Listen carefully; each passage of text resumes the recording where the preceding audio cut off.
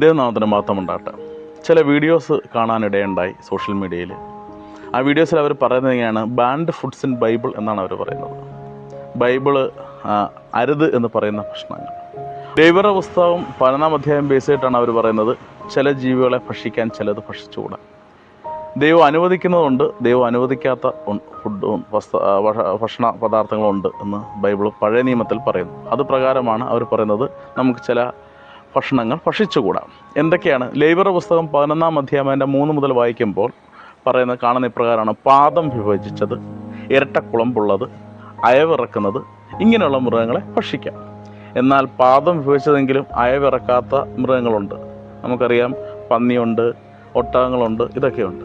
Bible ലേവ്യർ 11:7 പറയുന്നത് പന്നി ഭക്ഷിച്ചുകൂടാ. ഇത് പ്രകാരം പന്നിയെ ഇപ്പോഴും ഭക്ഷിക്കാത്ത ചില ആൾക്കാരെ നമുക്ക് കാണാൻ സാധിക്കും. ശ്രദ്ധിക്കണമേ, ജലജീവികളെക്കുറിച്ച് പറയുമ്പോൾ ലേവ്യർ 11-ാം അധ്യായത്തിൻ്റെ 10-ാം വാക്യത്തിൽ ചിറകുള്ളതും ചെതമ്പലുള്ളതുമായവയെ ഭക്ഷിക്കാം, എന്നാൽ ചിറകില്ലാത്തതും ചെതമ്പില്ലാത്തതായവയെ ഭക്ഷിച്ചുകൂടാ എന്നാണ് ബൈബിൾ പറയുന്നത്. നമുക്കറിയാം, അങ്ങനെ നോക്കുകയാണെങ്കിൽ ചെമ്മീൻ, ലോബ്സ്റ്റർ, സ്രാവ്, നമുക്കറിയാം ഈ കണവ, സ്ക്വിഡ്, കണവയുണ്ട്, തിരുമിങ്ങലമുണ്ട്, ഡോൾഫിനുണ്ട്. ഇതൊന്നും ചെതമ്പലില്ലാത്ത ജീവികളാണ്, ഇവയെ ഭക്ഷിച്ചുകൂടാ. ഇങ്ങനെ ലേവ്യരുടെ പുസ്തകത്തിൻ്റെ അടിസ്ഥാനമാക്കി ഇന്നും പഴയ നിയമത്തിൻ്റെ അടിസ്ഥാനമാക്കി പന്നിയെ കഴിക്കാത്തതും ചെതമ്പില്ലാത്ത മീനെ കഴിക്കാത്ത ആൾക്കാരെ എനിക്ക് വളരെ പേഴ്സണലായിട്ടും അറിയാം. അവർ ഈ പഴയ നിയമത്തിൻ്റെ അടിസ്ഥാനത്തിലാണ് ഇപ്പോഴും ജീവിക്കുന്നത്. സ്തോത്രം. എന്നാൽ ഇത് നമുക്ക് കഴിക്കാൻ പാടില്ലാത്തതാണോ? ഈ പന്നി ഭക്ഷിക്കാമോ, ചെതമ്പില്ലാത്തതിനെ ഭക്ഷിക്കാമോ, അതോ അത് വർജിക്കണോ എന്നുള്ളൊരു ചിന്തയെ നമ്മൾ നോക്കുമ്പോൾ ദൈവവചനം അതിൽ എന്ത് പഠിപ്പിക്കുന്നു എന്ന് നമുക്ക് നോക്കാം. കർത്താവിൽ പ്രിയരെ, ഇനി പുതിയ നിയമം നമ്മളെ എന്ത് പഠിപ്പിക്കുന്നു നമുക്കൊന്ന് നോക്കാം. 1 കൊരിന്ത്യർ 10-25 വാക്യം നമ്മളെ എന്താണ് പഠിപ്പിക്കുന്നത്? ചന്തയിൽ വിൽക്കപ്പെടുന്ന ഏതു തരവും മാംസം വാങ്ങി മനഃശാഞ്ചല്യം കൂടാതെ ഭക്ഷിച്ചോളൂ. മനഃശാഞ്ചല്യം കൂടാതെ ഭക്ഷിച്ചോളാൻ ദൈവവചനം പറയുകയാണ്. കാരണം ഭൂമിയും അതിലുള്ള സർവ്വവും കർത്താവിൻ്റെതാണ് എന്ന് ദൈവവചനം നമ്മളെ പഠിപ്പിക്കുക. മനഃശാഞ്ചല്യം കൂടാതെ നീ ഏത് മാംസവും വാങ്ങി ഭക്ഷിക്കുവാൻ, ചന്തയിൽ കിട്ടുന്ന ഏത് മാംസവും മനഃശാഞ്ചല്യം കൂടാതെ ഭക്ഷിക്കുവാൻ ദൈവവചനം നമ്മളെ പഠിപ്പിക്കുകയാണ്. സ്തോത്രം. പുതിയ നിയമത്തിലേക്ക് നമുക്ക് വരുമ്പോൾ കാണാൻ സാധിക്കും. നമുക്കൊരു വചനം കൂടെ പരിശോധിച്ച് നോക്കാം. സുവിശേഷത്തിൽ നമ്മൾ വായിക്കുമ്പോൾ യേശു നമ്മളെ എന്ത് പഠിപ്പിക്കുന്നു എന്നങ്ങ് നോക്കാം. വിശുദ്ധ മർക്കോസ് എഴുതിയ സുവിശേഷം 7-ാം അധ്യായം അതിൻ്റെ 18-ാം വാക്യം നമ്മൾ ധ്യാനിക്കുമ്പോൾ ഇപ്രകാരം യേശു പറയുന്നു: അവൻ പറഞ്ഞു, നിങ്ങൾ വിവേചന ശക്തി ഇല്ലാത്തവരാണോ?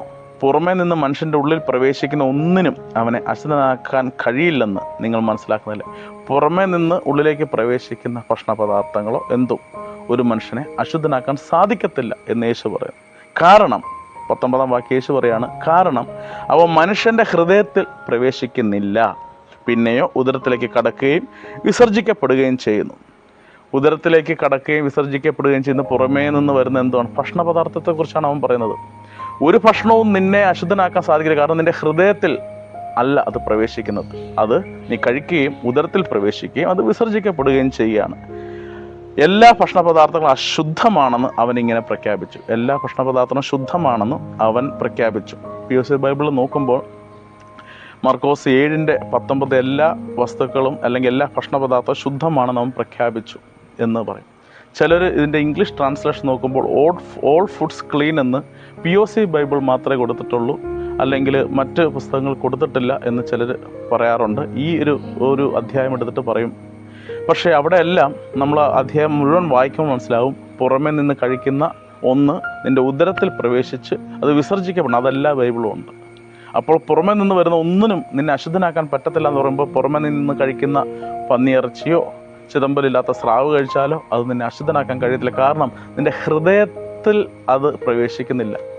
ഹൃദയത്തെക്കുറിച്ച് പറയുമ്പോൾ മത്തായിയുടെ സുവിശേഷം 15-ാം അധ്യായത്തിൻ്റെ 18-ാം വാക്യം പറയുന്നു, പുറമേ നിന്ന് മനുഷ്യൻ്റെ ഉള്ളിൽ പ്രവേശിക്കുന്ന ഒന്നിനും അവനെ അശുദ്ധനാക്കാൻ കഴിയത്തില്ല. നിൻ്റെ ഉള്ളിൽ നിന്നുള്ള ദുശ്ചിന്ത, വ്യഭിചാരം, അശുദ്ധി, ദുർഭാഷണം, അങ്ങനെ നിൻ്റെ ഹൃദയത്തിൽ നിന്ന് വരുന്നതാണ് ഒരുവനെ അശുദ്ധനാക്കുന്നത്. അല്ലാണ്ട് നീ ഭക്ഷണം കഴിക്കുന്നത് നിന്നെ അശുദ്ധനാക്കുന്നില്ലെന്ന് കർത്താവായ യേശുവാണ് നമ്മളോട് പറഞ്ഞിരിക്കുന്നത്. സ്തോത്ര, ഹല്ലേലൂയ. നമുക്ക് ഒരു വചനഭാഗം കൂടെ നോക്കാം. അപ്പോസ്തല പ്രവർത്തനം 10-ാം അധ്യായത്തിൻ്റെ 15-ാം വാക്യത്തിൽ അപ്പോസ്തലനായ പത്രോസിനോട് കർത്താവ് എന്ത് പറയുന്നു എന്ന് നമുക്ക് നോക്കാം. പത്രോസ് ഒരു സ്വർഗീയ ദർശനം കാണുകയും ആ ദർശനത്തിൽ എല്ലാ മൃഗങ്ങളും ഭൂമിയിലുള്ള എല്ലാ മൃഗങ്ങളെയും ദൈവം പത്രോസ് സന്നിധിയിൽ കൊടുത്തിട്ട് നീ അവയെ കൊന്നു ഭക്ഷിക്കാൻ പറയുകയും നമുക്കിത് എല്ലാവർക്കും അറിയുന്ന ഭാഗമാണ്. പത്രോസ് പറഞ്ഞു, കർത്താവേ, മലിനമായൊന്നും അടിയും ഭക്ഷിക്കത്തില്ല എന്ന് പറയുമ്പോൾ ദൈവം പറയുന്നുണ്ട്, അവൻ ആ സ്വരം കേട്ടു, ദൈവം വിശുദ്ധീകരിച്ചവ മലിനമെന്ന് നീ കണക്കാക്കരുത്. ദൈവം വിശുദ്ധീകരിച്ചതിനെ മലിനമെന്ന് പറയരുത്. അപ്പോൾ ഈ പഴയ നിയമവാദികൾ അല്ലെങ്കിൽ ലേവ്യരുടെ പുസ്തകത്തിൽ പിടിച്ചു നിൽക്കുന്ന ഇപ്പോഴും അശുദ്ധമെന്ന് വിശ്വസിക്കുന്ന ചില സഭാവിഭാഗങ്ങൾ, സെവന്ത് ഡേ പോലുള്ള ചില സഭാവിഭാഗങ്ങൾ ഇപ്പോഴും ഇവിടെയുണ്ട്. അവർ പറയുന്നതും കഴിച്ചുകൂടാ. അങ്ങനെയുള്ളവർ വാദിക്കുന്നതാണ്, ഇത് പത്രോസിൻ്റെ ഒരു ദർശനമല്ലേ, അവരതിനെ ദൈവവചനമായിട്ടോ ദൈവത്തിൻ്റെ ദർശനമായിട്ടല്ല, അത് പത്രോസിൻ്റെ ഒരു സ്വപ്നം. അവരങ്ങനെയാണ് അതിനെ നിസ്സാരവത്കരിക്കുന്നത്. എന്നാൽ ദൈവത്തിൻ്റെ ശബ്ദം പറയുകയാണ്, ദൈവം വിശദീകരിച്ചവ. രണ്ടാമത് അവൻ ആ സ്വരം കേട്ടു. പത്രോസ് ആ സ്വരം കേട്ടത് ആരുടെ സ്വരം? ദൈവത്തിൻ്റെ സ്വരമാണ്. ദൈവത്തിൻ്റെ ആ സ്വരം തന്നെയാണ് കൊർന്നേലിയോസിൻ്റെ ഭവനത്തിൽ പോകുന്നത്. അപ്പോൾ ഈ സ്വരത്തിന് വിലയില്ലെങ്കിൽ എന്തിന് കൊർന്നേലിയോസിൻ്റെ ഭവനത്തിൽ പോകണം? എന്തിന് കൊർന്നേലിയോസിൻ്റെ ഭവനത്തിൽ അവിടെ ദൈവം ഇറങ്ങി വന്നു? അപ്പോൾ ഈ സ്വരവും ആ സ്വരത്തിനും വിലയില്ലെന്നാണ് പറയുന്നത്. അവർ പഴയ നിയമവാദികൾ അല്ലെങ്കിൽ മറ്റു ചില ഇതര ക്രിസ്തീയ സഭ എന്ന് വിളിക്കപ്പെടുന്ന ചില വിഭാഗങ്ങൾ, ചില കൾട്ട് പ്രസ്ഥാന ചിന്തകളിലൂടെ ആണ് അവർ പറയുന്നത് അത് പത്രോസിന് ലഭിച്ച ഒരു ദർശനം മാത്രമല്ലേ എന്ന്. എന്നാൽ ഇവിടെ സ്വരം വളരെ വ്യക്തമായിട്ട് പറയുകയാണ്, ദൈവം വിശുദ്ധീകരിച്ചവ മലിനമെന്ന് കണക്കാക്കരുത്. ഇത് ബൈബിളിലൊരു വചനമാണ്, ദൈവശബ്ദമാണ്. അപ്പോസ്തലന്മാർ പരിശുദ്ധാത്മാവ് നൽകിയ ആ വചനം ഇപ്രകാരമാണ്, ദൈവം വിശുദ്ധീകരിച്ചവ മലിനമെന്ന് നീ വിളിക്കരുത്. സ്തോത്ര, ഹല്ലേലൂയ. ഇനി എന്തുകൊണ്ട് ദൈവം പഴയ നിയമത്തിൽ ഒരു കാര്യം പറയുന്നു, പുതിയ നിയമത്തിലും വേറൊരു കാര്യം പറയുന്നു? അതെന്താണ് അപ്രകാരം? പഴയ നിയമത്തെ നീ കഴിക്കരുതെന്ന് പറയുന്നു, പുതിയ നിയമത്തെ നീ കഴിച്ചോളാൻ പറയുന്നു. കാൽവരി എന്താണ് എൻ്റെ കാരണം? യേശു അപ്പോൾ ഒരു കാര്യം രണ്ടിടത്ത് രണ്ട് രീതിയിൽ സംസാരിക്കാൻ കാരണം എന്ത്? പഴയ നിയമത്തെ നീ വേണ്ട എന്ന് പറയുന്നത് ഇതാ, പുതിയ നിയമത്തിൽ വരുമ്പോൾ എല്ലാം കഴിച്ചു. അപ്പോൾ പഴയ നിയമത്തിൽ ഇരിക്കുന്നവർക്ക്, ജീവിച്ചവർക്ക് എന്ത് നല്ല ഇതുപോലുള്ള ഭക്ഷണമൊന്നും കഴിക്കാൻ പറ്റിയിരുന്നില്ലല്ലോ. എന്താണ് ഇതിൻ്റെ കാരണം? സ്തോത്രം. കർത്താവിൽ പ്രിയരെ, ശ്രദ്ധിക്കണമേ, കാൽവരി യാഗത്തിൽ ദൈവം തൻ്റെ രക്തത്താൽ സകലതിനെയും വിശുദ്ധീകരിച്ചു. സ്തോത്ര, ഹല്ലേലൂയ. അന്ന് നമ്മൾ നിയമ അനുഷ്ഠാനത്തിലായിരുന്നെങ്കിൽ ഇന്ന് കൃപയ്ക്ക് കീഴിലാണ്. നമുക്ക് ദൈവവചനം ധ്യാനിക്കാം. ഗലാത്യ ലേഖനം 2-ാം അധ്യായം അതിൻ്റെ 16-ാം വാക്യം നമുക്കൊന്ന് ധ്യാനിക്കാം. എന്നിരിക്കലും നിയമത്തിൻ്റെ അനുഷ്ഠാനത്തിലൂടെയല്ല, യേശുക്രിസ്തുവിലുള്ള വിശ്വാസത്തിലൂടെയാണ് ഒരുവൻ നീതീകരിക്കപ്പെടുന്നതെന്ന് നമുക്കറിയാം. നിയമാനുഷ്ഠാനം വഴിയല്ല, ക്രിസ്തുവിലുള്ള വിശ്വാസം വഴി നീതീകരിക്കപ്പെടേണ്ടതിനാണ് നാം തന്നെയും യേശുക്രിസ്തുവിൽ വിശ്വസിച്ചത്. എന്തെന്നാൽ നിയമാനുഷ്ഠാനം വഴി ഒരുവനും നീതീകരിക്കപ്പെടുന്നില്ല. പഴയ നിയമാനുഷ്ഠാനം വഴിയല്ല, പുതിയ നിയമത്തിൽ കൃപയ്ക്ക് കീഴിലാണ്. കൃപയിൽ ആണ് ദൈവം വഴി നടത്തുന്നത്. നിയമാനുഷ്ഠാനം ഇവിടെ ഗലാത്യ 2:16 നമ്മളെ പഠിപ്പിക്കുകയാണ്, യേശുക്രിസ്തുവിലുള്ള വിശ്വാസത്തിലൂടെയാണ് ഒരുവൻ നീതീകരിക്കപ്പെടുന്നത്. സ്തോത്ര, ഹല്ലേലൂയ. നിയമാനുഷ്ഠാനം വഴിയല്ല, ക്രിസ്തുവിലുള്ള വിശ്വാസം വഴി നീതീകരിക്കപ്പെടേണ്ടതാണ് നാം തന്നെയും യേശുക്രിസ്തുവിൽ വിശ്വസിച്ചത്. യേശുക്രിസ്തുവിലുള്ള വിശ്വാസം വഴി നമ്മൾ നീതീകരിക്കപ്പെടുകയാണ് പുതിയ നിയമത്തിൽ. റോമർ 6:15 നമ്മൾ ധ്യാനിക്കുമ്പോൾ നമുക്ക് എന്താണ് കാണാൻ സാധിക്കുന്നത്? അതുകൊണ്ടെന്ത്, നാം നിയമത്തിന് കീഴ്പ്പെട്ടവരല്ല, കൃപയ്ക്ക് കീഴ്പ്പെട്ടവരാണ് എന്നതുകൊണ്ട് നമുക്ക് പാപം ചെയ്യാൻ ഒരിക്കലും പാടില്ല. നാം നിയമത്തിന് കീഴ്പ്പെട്ടവരല്ല, കൃപയ്ക്ക് കീഴ്പ്പെട്ടവരാണ് എന്ന് ദൈവം പറയുന്നു.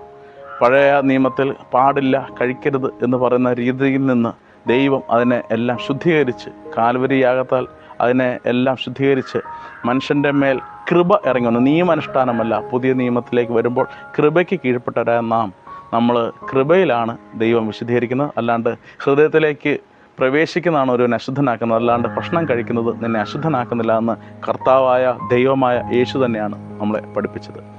അപ്പോൾ ബൈബിൾ പറയുന്നത്, എന്ത് ഫുഡാണ് ഇനി കഴിക്കാൻ പാടില്ലാത്ത എന്തെങ്കിലും ഭക്ഷണമുണ്ടോ പുതിയ നിയമത്തിൽ? അപ്പോസ്തലന്മാർ അതിനെപ്പറ്റി പറയുന്നത് എന്താണ് നമുക്ക് നോക്കാം. അപ്പോസ്തല പ്രവർത്തനം 15-ാം അധ്യായം അതിൻ്റെ 29-ാം വാക്യത്തിൽ പറയുന്നത്, വിഗ്രഹങ്ങൾക്ക് സമർപ്പിച്ചതോ അല്ലെങ്കിൽ രക്തത്താലുള്ളതോ കഴുത്ത് ഞെരിച്ച് കൊന്നതോ ആയ ഭക്ഷണ പദാർത്ഥങ്ങൾ നിങ്ങൾ ഭക്ഷിക്കാൻ പാടില്ലെന്ന് അപ്പോസ്തല പ്രവർത്തനം പറയുന്നു. ഒന്ന് വിഗ്രഹത്തിന് ബലിയർപ്പിച്ചതാണെന്ന് നീ അറിയുകയാണെങ്കിൽ അത് കഴിക്കാൻ പാടില്ല. രക്തത്തോടുകൂടി കഴിക്കരുത് എന്ന് ദൈവവചനം പഠിപ്പിക്കുക. കാരണം രക്തത്തിലാണ് ജീവൻ ഇരിക്കുന്നത്.